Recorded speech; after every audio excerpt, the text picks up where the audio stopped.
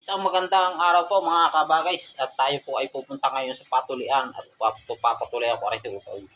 Hindi ko sinasabi na siya ay tutulian niya yun.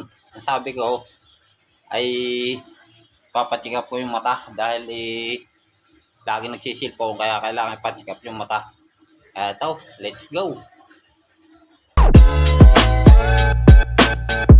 For today's videos, walang kaalam-alam si Utoy na siya ay tutulian. Sabi ko nga lang sa kanya, ipapacheck up ang mata kasi cellphone niya. Kaya sabi ko sa kanya, tayo maligo na at tayo aalis na. Nung una nga, expected itong batang umalis, kaya sumampa agad sa motor. At pagdating ko nga dito sa Formosa Clinic, medyo nakakahalata na dahil sa interview sa kanya. At pagkapirma ko nga dito sa pipilapan, ay agad isinalang na siya. Yun ang aking pinag-aalala, ang mata kaya nervyos, di na ako napag-video hanggang sa matapos ang tuli. Medyo nahirapan din niya siya dahil hindi pa pala siya tampo. Ito nga ang problema sa batang ito, napaka-nervyosin. Alay, pumanggao na ng iyak. Nahirapan nga rin si doktora dahil pikit na pikit pa si Totoy. Pero kalaunan ay lumabas na rin ang ulo ni Totoy. Kaya lang talagang hindi maaaring wala ako doon dahil siya ay umiyak na ng umiyak. At yan na nga ako nagpapasalamat, successful din naman ang kanyang tuli. At yan na nga kami habang lumalabas ay pakiwang-iwang, hinawakan na niya ang short at masakit daw pag lumalapa. Sabi ko nga sa kanya, napakaswerte mo at may anesthesia yan. Nung kami palo,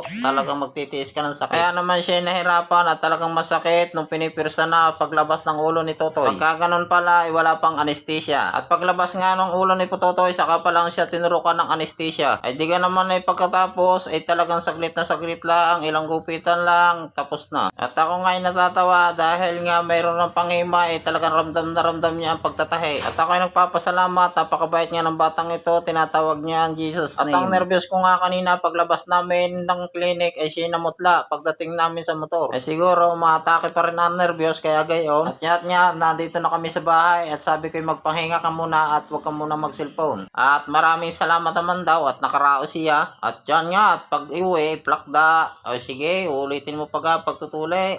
Hindi na daw. Ay hindi na talaga pwede. Tuli na eh. Sige hot, maraming salamat. Sunod na video. Bye bye.